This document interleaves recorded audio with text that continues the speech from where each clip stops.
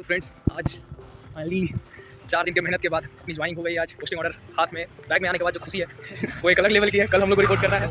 Once again, I welcome you all to my channel Train to Success.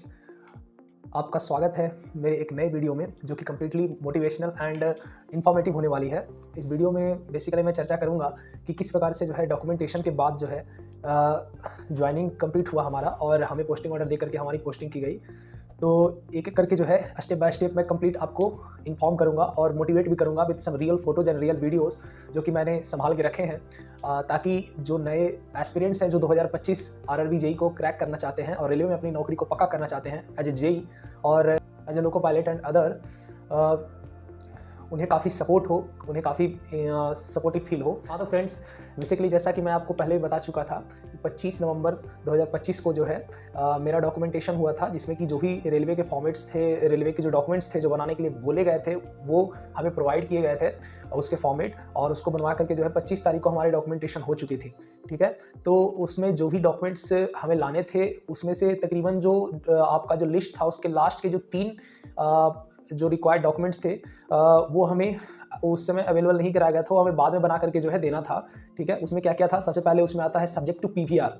ठीक है, उसका image आप side में देख भी सकते हैं। सब्जेक्ट टू पीवीआर उस समय अवेलेबल तो था नहीं, बाद में इन्होंने भेजा था, जो कि जब बायोमेट्रिक होना था उस दिन के बाद 25 तारीख के बाद, जो कि जिसका डेट की हमारा 17 दिसंबर को था। 25 नवंबर के बाद 17 दिसंबर और 18 दिसंबर को जो है यहाँ पे जबलपुर में जो है आपका बायोमेट्रिक हुआ था। देन उसके बाद जो है उस समय जो है आपको पीवीआर बनवाने थे, police verification report. Subject to PVR था, एक कर्मयोगी करके जो है एक कोर्स में हम लोग को ऐड किया गया था। ठीक है, कुछ ऐसे बच्चे थे जो कहीं ना कहीं जॉब कर रहे थे, तो उनका कर्मयोगी का जो अकाउंट था वो पहले से बना हुआ था, लेकिन कुछ ऐसे जो स्टूडेंट्स थे जिनका कर्मयोगी नहीं बना हुआ था, तो उसका नया अकाउंट बनाया गया था।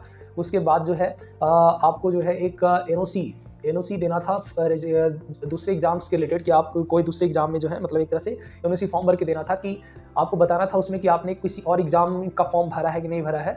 अदरवाइज आपको जो है वो डिटेल डाल करके जो है वहाँ पे आपको एक कट लगाना था कि हाँ हमने, अगर आपने किसी एग्जाम का फॉर्म अभी तक नहीं भरा है till the date of biometric, then आपको सब मेंशन करना था। ठीक है ना, तो ये तीनों चीज़ जो है हमारे 17 तारीख को ही कराए गए थे एक एक करके। तो सबसे पहले मैं आपको वो कंप्लीट मूवमेंट बताता हूँ कि किस प्रकार से जो है कैसे कैसे ये सारे चीज़ हुए, किस प्रकार से हमारा अपॉइंटमेंट लेटर भराया गया, किस प्रकार से पीवीआर बनवाया मैंने।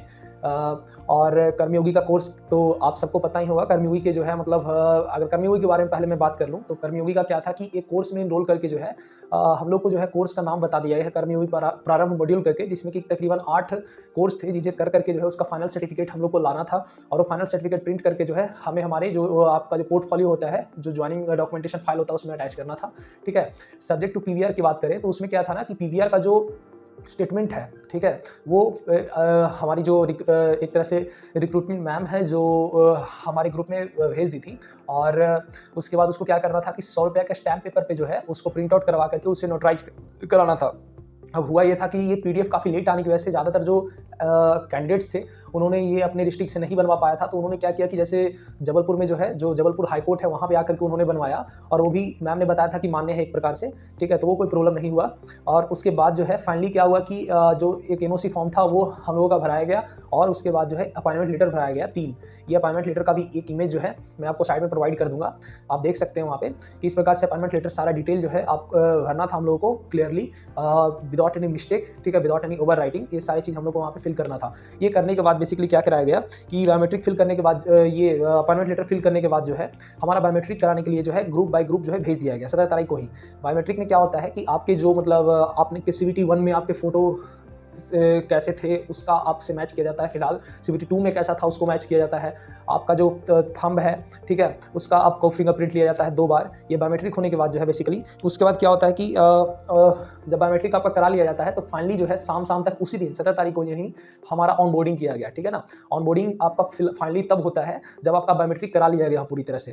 ठीक है ना, बायोमेट्रिक में क्या क्या मैच किया था वो आपको मैंने पहले बता चुका हूँ। अब उसके बाद ऑनबोर्डिंग करने के बाद जो है फाइनली जो एपीओ होते हैं, असिस्टेंट पर्सनल ऑफिसर, ठीक है ना, वो जो है आपके ऑनबोर्डिंग जो किए गए हैं, जो ऑनबोर्डिंग कहने का मतलब हुआ कि आपके डाटा को जो है वो फिल करते हैं, HRMS जो आईडी होता है ना उसके उस पर अपने वो डाटा को फिल करते हैं, जिसमें आपका नाम, आपका जेंडर, आपके फादर्स नेम, आपका जो मेरिट इंडेक्स कितना था, दोनों मेरिट इंडेक्स, आपने जो CBT 2 में जो मेरिट इंडेक्स स्कोर किया है वो, और आपका जो मेरिट बना है आपके फाइल पे मेंशन रहता है रैंक, जैसे मेरा 87 था, ठीक है ना, तो वो आपको दोनों के दोनों इन्फॉर्मेशन वो पूछते हैं और वहाँ पे फिल करते हैं, आपका आधार कार्ड नंबर, ये सारे कुछ वहाँ पे फिल किया जाता है, आपका डेट ऑफ बर्थ, देन उसके बाद आपका कॉन्टैक्ट नंबर, आपकी ईमेल आईडी, ये सारा कुछ उसमें डाला जाता है ऑनबोर्डिंग करते समय, और ये जो है फाइनली सबमिट कर दिया जाता है। सबमिट करने के बाद इसको जो है जो असिस्टेंट पर्सनल ऑफिसर होते हैं ना, ठीक है, वो उसको अप्रूव करते हैं। फाइनली ये करने के बाद जो है ना, ये जो है इतना ओवरऑल देखा जाए तो आपका जो रिक्रूटमेंट सेल है उसके अंदर में ये सारा काम होता है। अब ये सारा कुछ करने के बाद, ऑनबोर्डिंग करने के बाद और फाइनली सबमिशन के बाद जो है वो डाटा चला जाता है आपके सेक्शन में। सेक्शन कहने का मतलब ये हो गया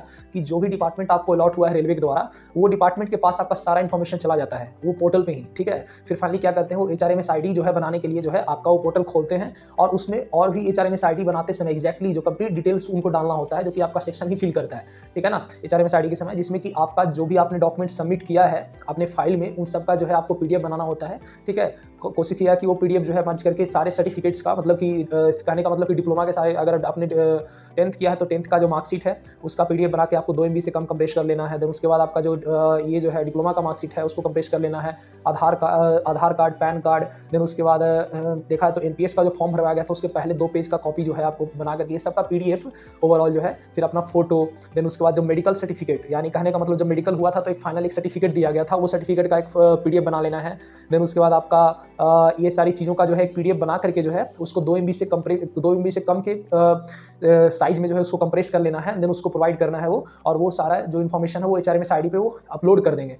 अपलोड करने के बाद जो है फाइनली आपका HRMS ID फिर से जो है APO के द्वारा जो होते हैं उनसे वेरीफाई कराया जाएगा, और वेरीफाई कराने के बाद जो है कहीं ना कहीं जो है आपके मेल पे मैसेज आएगा कि हाँ आपका HRMS ID बन गया है, आपका ये है जो यूज़र नेम है ये है और आपका पासवर्ड ये है, ठीक है ना। तो इस प्रकार से HRMS ID हमारी जो है 17 को तो नहीं 18 तारीख को बनी थी, ठीक है। 18 तारीख को बनने के बाद जो है फाइनली 18 तारीख को HRMS ID बनी, और उसके बाद जो है 19 तारीख को कहीं ना कहीं जो है अपना जो है बाकी का काम हुआ। बाकी का काम कहने का मतलब कि HRMS ID बनने के बाद जो है वहाँ पर फिर से HRMS ID बनाते समय जो है और एक इन्फॉर्मेशन क्या देना होता है कि आपका जो लेफ्ट हैंड है उस समय उसके 5 फिंगर, ठीक है ना, कि इंप्रेशन लिए जाते हैं, HRMS ID में अपलोड किए जाते हैं, ठीक है। और साथ साथ जो है आपका जो है डिजिटल सिग्नेचर लिया जाता है, ठीक है, उसको सही से करना होता है, वो HRMS ID में भी अपलोड होता है, ठीक है। और आपका फोटो तो और बाकी सारे डॉक्यूमेंट्स तो मैं बता ही चुका हूँ, वो भी अपलोड होते हैं। इस प्रकार से HRMS ID बन जाती है, और देन उसके बाद जो है कहीं ना कहीं जो है फिर आपका एक पोस्टिंग ऑर्डर टाइप होता है, जो कि आपके सेक्शन के ही जो मेंबर हैं, जो सेक्शन के लोग हैं, वो आपको टाइप करते हैं, और उसको जो है आपके जो अपना डिपार्टमेंट के जो हाईएस्ट ऑफिसर हैं, जैसे इलेक्ट्रिकल के सीनियर D होते हैं, सीनियर डिविजनल इलेक्ट्रिकल इंजीनियर, उनके पास वो पोस्टिंग ऑर्डर जाता है, ठीक है। फाइनली सीनियर D जो होते हैं आपको बुलाते हैं और आपसे बातें भी करते हैं कि हाँ, एक तरह से मतलब पूछते हैं कि हाँ आपने क्या किया है, कहाँ से पढ़ा है, आपका कोई एक्सपीरियंस है तो उसके बारे में पूछा जाता है, बताया जाता है, ठीक है। देन उसके बाद जो है फाइनली वो अपने रिक्वायरमेंट के हिसाब से जो है आपको वो वहाँ पे जो आपके पोस्ट के अंदर जो सब डिपार्टमेंट है वो आपको अलॉट कर देते हैं, और आपको लोकेशन अलॉट करते हैं, ठीक है ना। अभी तक आपको कुछ भी नहीं पता होता है कि आपका जो है डिपार्टमेंट के अंदर कौन सा सब डिपार्टमेंट आपको मिला है और कहाँ पे आपका जो है पोस्टिंग होने वाला है, ये भी आपको नहीं पता होता है, ठीक है ना। तो सीनियर D फाइनली जो है लोकेट करते हैं, एंड देन उसके बाद जो है आपका पोस्टिंग ऑर्डर अप्रूव हो जाता है सीनियर D के साइन के साथ, और आपका पोस्टिंग ऑर्डर आपके हाथों में आ जाता है। फिर तो अंदर की जो खुशी है बेसिकली क्या मैं व्यक्त करूँ, मैं उसके कुछ वीडियो जो है ऑन द मोमेंट बनाया हूँ, आपको वो पेश करता हूँ, ठीक है। हाँ तो फ्रेंड्स आप देख सकते हैं आज पोस्टिंग ऑर्डर मिल चुका है हम लोग का, और फाइनली कल हम लोग ज्वाइन करने वाले हैं इलेक्ट्रिकल जनरल सर्विस। ये हमारा कलीग राजकुमार मीना राजस्थान से और एक बिहार से, तो कल हम लोग का रिपोर्टिंग है, तो आगे बने रहिए हमारे साथ, बताते हैं हम और बाकी इन्फॉर्मेशन शेयर करेंगे आपको इसी तरह से, ठीक है। Thank you friends. आज फाइनली 4 दिन के मेहनत के बाद अपनी ज्वाइनिंग हो गई। आज पोस्टिंग ऑर्डर हाथ में बैग में आने के बाद जो खुशी है वो एक अलग लेवल की है। कल हम लोग को रिपोर्ट करना है, और बेसिकली हाँ इधर से चलते हैं।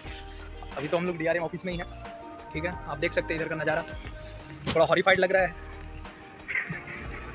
तो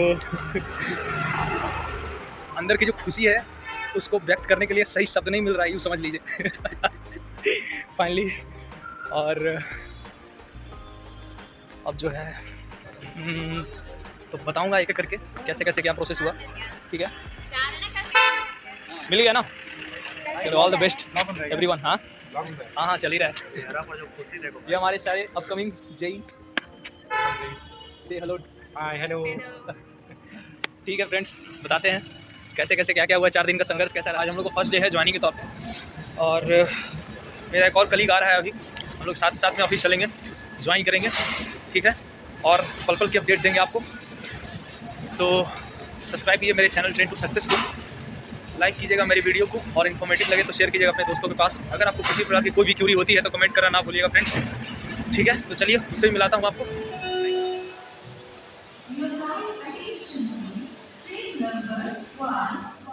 तो देखिए ये है अपना जबलपुर, और यहीं है अपनी पोस्टिंग। आपको दिखाता हूँ कंप्लीट स्टेशन का नज़ारा।